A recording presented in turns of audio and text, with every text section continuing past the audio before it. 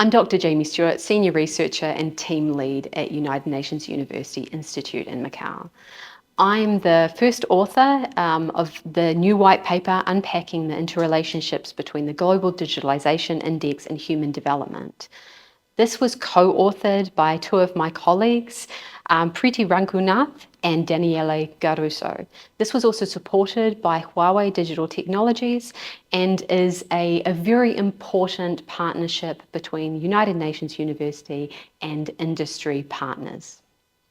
The white paper came out of the idea that we're facing a lot of global uncertainty, a lot of issues with the Sustainable Development Goals. And with those issues comes the idea that digital technologies can do something about it, that they can be used to solve wicked problems or at least make some efforts towards them, particularly because, as we know, we're really off track towards meeting the Sustainable Development Goals. Only 17% of them are actually on track. And within this context, sustainability and digital technologies are considered to be twin transitions, dual transitions. They're mega trends that we're currently facing. And with that in mind, they're often not actually analysed and understood together. They're understood as separately and then treated as separately, but they're intertwined. And that kind of intertwined nature of digital technologies and sustainabilities really comes out in the Global Digital Compact. So that is, it was adopted in 2024 and is seen as a way of getting us back on track. But how can we if we don't actually look at those things together? So this report was a way of unpacking and understanding how digital maturity and how digital technologies in particular, especially as we're focusing on them so much for the Global Digital Compact, can actually be used to meet sustainable development goals beyond economic or human development needs. So looking more towards social and green and gender equality, so broad and holistic understandings of human development. The Global Digitalization Index is an initiative of Huawei and partners who are also partners to this report. And it's a really important index that was started in 2014 called the Global Connectivity Index. And that was really about measuring how nations are progressing in terms of internet and digital connection. But in 2024, Huawei and I said, and partners as well, developed a new index that was much more comprehensive. And it was comprehensive because it was looking at things beyond connectivity. It was looking at green energy transitions. It was looking at digital infrastructure as well as connectivity. And those things particularly important as we shift into a very different environment of digital technologies.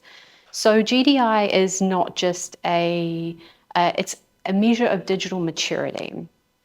And digital maturity is really critical to the idea of sustainable digital transformation. What that means is that we can have digital transformation as in digitalization increases in digital technology, but for it to be sustainable and therefore it to actually support the SDGs, it needs to be flexible and allow for changing conditions. So that's what the GDI does. It's a more comprehensive measure to get us there.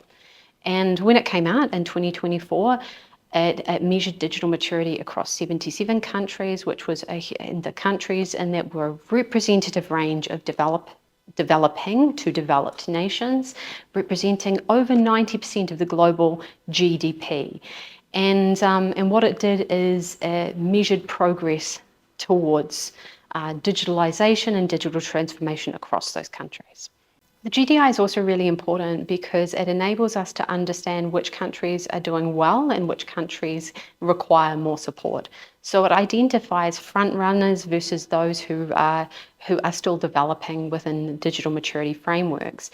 And it allows for targeted interventions across those countries. So it's not just a way of measuring digital maturity, it's also a way of kind of identifying and understanding interventions at the national level. And that's critical for us as across the world, there are so many digital gaps. And we want to know how we can get countries to a place of sustainable digital development, as well as learn from mistakes that have been made in the past. So that's what the GDI in many ways allows us to do if we use it alongside other sorts of measures and indicators of development. Yeah, digital maturity was found within the original GDI report to be strongly related to AI readiness as well as economic indicators. And that's to be understood. The more a country is able to invest in digital technologies, the more digitally mature it is likely to be. But what we found is that it's also related to a whole variety of other human development indicators like good governance and social well-being, and these are particularly important.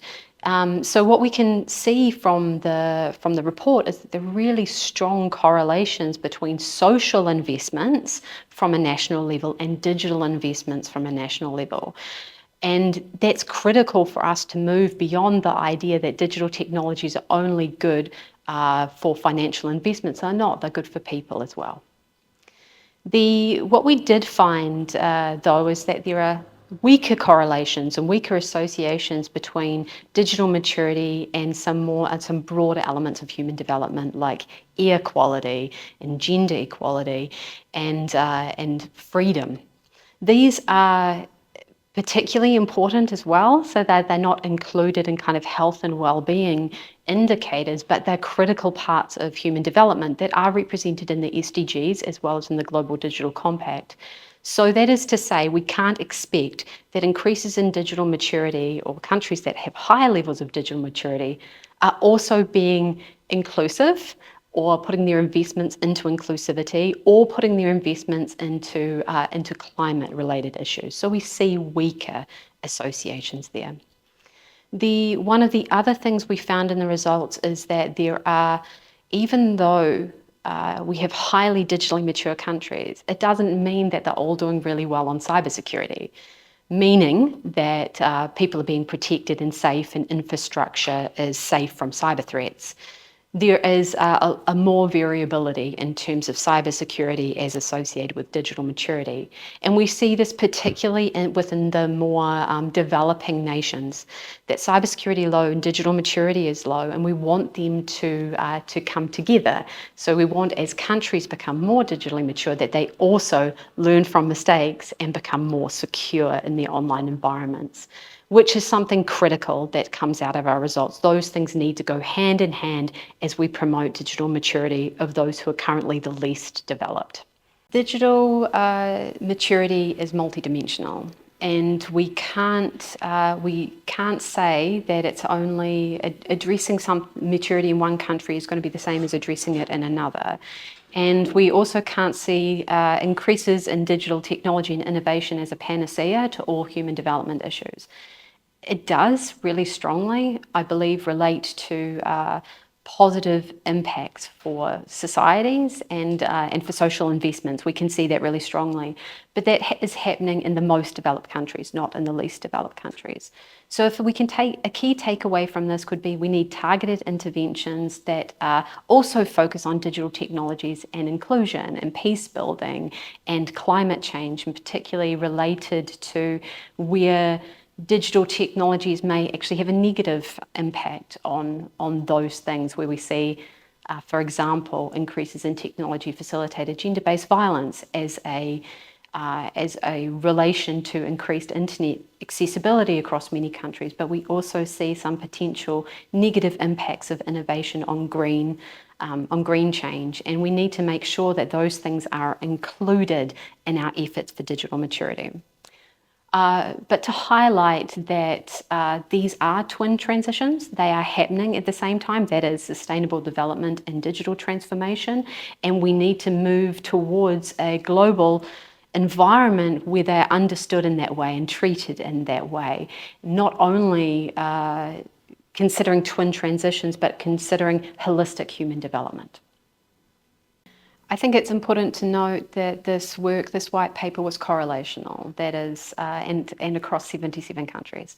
That was what the GDI at that point covered. It's actually been extended now into the GDII, which is a greater investment in understanding data and intelligence and technology, also from Huawei. But at the point that we did this work, it was constrained, and now we have extended that. So we need to keep on doing work in this area.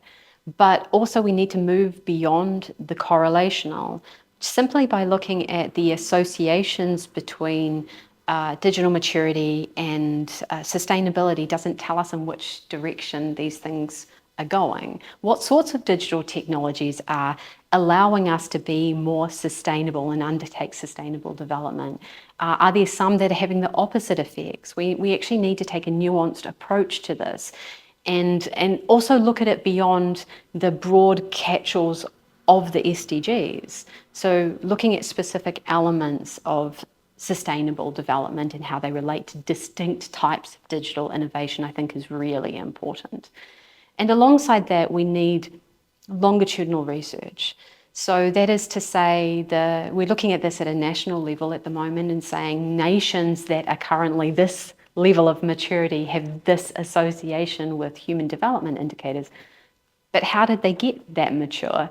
How did development occur in that way? And how we can look at the unfolding of those twin transitions over time will help us much better learn, as well as do a better job, more effective job of our interventions. The other part of this is different countries require different strategies. And within that, specific countries also require different risk mitigation approaches. Maybe there is something that we can say more generally about the potential risks of digital maturity, because we already know from this work that it's not as closely associated with peace building and inclusion. And so we can say in general, we need to focus on that. But actually in the more specific, those risk mitigation strategies that actually look at the impacts of digital innovation and the potential negative outcomes of sustainability also need to be included. And I would say that's particularly important from a cybersecurity point of view and from a climate change point of view, because we are living in a volatile, uncertain, complex and ambiguous world. And so if we can think about approaches that capture that complexity while also mitigating risk, we are going to do a much better job of understanding how we move in towards the more sustainable future.